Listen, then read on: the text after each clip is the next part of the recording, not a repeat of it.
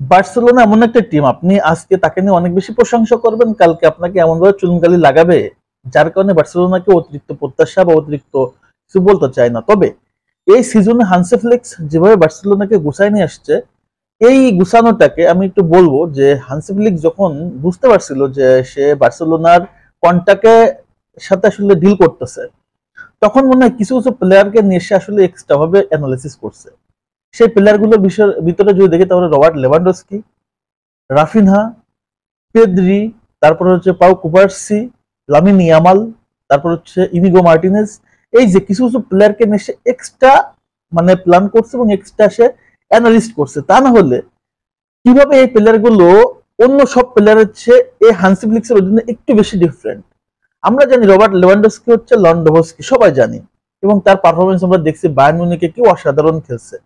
কিন্তু জাবির অধীনে যখন বার্সেলোনাতে আসে, তখন কিন্তু তার ওই লন্ডভস্কির যে আসলে একটা মানে মূর্তি বা এই যে একটা মানে বিশাল একটা ব্যাপার, রবার্ট লেভানডস্কি একটা প্রভাব আমরা দেখতে পারতেছিলাম না। কিন্তু এই সিজনটা দেখেন সম্পূর্ণ ডিফারেন্ট।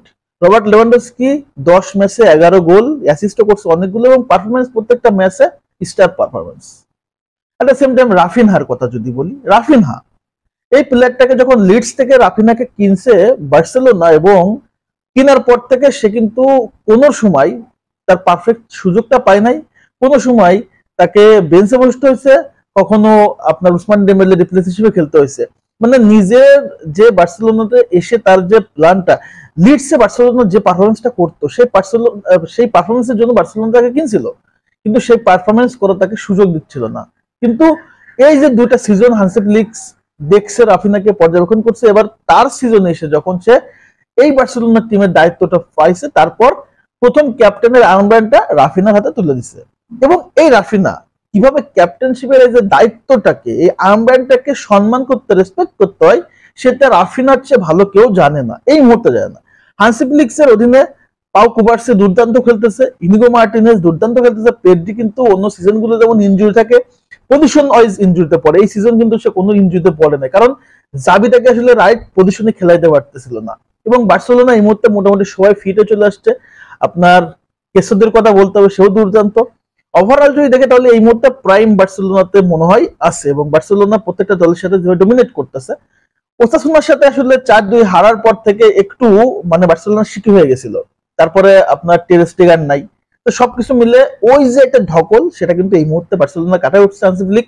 হানসি ফ্লিক্সের এই টিমের একটাই মাত্র উপাদান, একটাই মাত্র মেটেরিয়াল, সেটা হচ্ছে বাবা পাগলা দৌড়া, মানে পিছনে তাকানোর কোনো অপশন নাই। There are no option to see behind, let's go. মানে বার্সেলোনার এই মুহূর্তে টার্গেটটা হচ্ছে লেটস গো, সামনে যাও, পেছনে ফেরার সুযোগ নাই। এই মুহূর্তে তোমাদেরকে অর্জন করতে হবে, জিততে হবে, যার কারণে প্রত্যেকটা প্লেয়ার তাদের পজিশন থেকে বেস্ট খেলতেছে। এবং গতকালকে আমরা দেখছি যে আলাভেসকে প্রথম 30 মিনিটে 3-0 গোলে উড়াই দিছে, দেওয়ার পর এরপরে কিন্তু কোনো গোল হয় নাই। কারণ হচ্ছে প্রথমেই তারা আক্রমণ করে প্রতিপক্ষকে এমনভাবে বিধ্বস্ত করছে, পরবর্তীতে তারা চিন্তা করছে যে যেহেতু আমরা একটা বড় লিডে আছি, এই মুহূর্তে আমাদের দরকার হচ্ছে প্লেয়ারদের ইনজুরি থেকে আসলে মুক্ত থাকা এবং প্রেশার না ক্রিয়েট করে অন্তত প্রতিপক্ষর গোলগুলো সামাল দেওয়া। সেটাই করছে রাফিনা। সে আক্রমণেও সেরা, সে মিডফিল্ডেও খেলে, সে ডিফেন্সিভ রোলে খেলে। মানে এই প্লেয়ারটা হচ্ছে বার্সেলোনার একটা প্যাকেজ। মানে তার ক্যাপ্টেন আর্ম ব্যান্ড দেওয়ার পর থেকে মনে হচ্ছে সারা মাঠ তার, এবং সে প্রত্যেকটা জায়গায় সে বিচরণ করতেছে। প্রথম দুইটা গোলে রবার্ট লেভানডস্কির, রাফিনহার অ্যাসিস্ট, কি অসাধারণ কুরাস। তো ওভারঅল যদি দেখি তাহলে প্রত্যেকটা ম্যাচে বার্সেলোনার খেলাতে আপনি খেলা শেষে রাফিনাকে নিয়ে কথাবার্তা যদি 5 মিনিট না বলেন, তাহলে আসলে আপনি অন্যায় করে ফেলবেন। এবং সেটাই কিন্তু ঘটতেছে প্রত্যেকটা ম্যাচে। রাফিনার পারফরমেন্সটা, রবার্ট লেভানডস্কির পারফরমেন্সটা দুর্দান্ত ছিল। আমরা একটা সময় দেখছি ইএমএনএস এর পারফরমেন্স, লিওনেল মেসি, সুয়ারেজ এবং নেইমারের। এখন বার্সেলোনার নতুন ত্রয়ী হচ্ছে আরআরএল, অর্থাৎ রবার্ট লেভানডস্কি, রাফিনা এবং লামিন ইয়ামাল, আরআরএল। এই পারফরমেন্সটা বা এই জুটিটা আমার মনে হয় বার্সেলোনার একটা ভয়ঙ্কর জুটি হতে যাচ্ছে। এই বার্সেলোনাকে সবসময় আসলে বার্সেলোনার ভক্তরা চাই, আমরা রিয়াল মাদ্রিদ আমরাও চাই বার্সেলোনা তার সঠিক সেবে থাকুক, খেলাটা যেন আসলে চমৎকার হয়, কখনো 4-0 কখনো 4-2 না হারুক, খেলাটা যেন উদযাপন হয় এবং আগের এল ক্লাসিকোর জন্য রূপটা ফেরত আসে। এই মুহূর্তে বার্সেলোনা মাঠের খেলায় আসলে সিরিয়াসলি দুর্দান্ত। হানসি ফ্লিক্সের অধীনে এই বার্সেলোনা কোনো বার্সেলোনার সাথে আসলে তুলনা করবো না, বাট জাবির বার্সেলোনার চেয়ে অন্তত ফার ফার বেটার।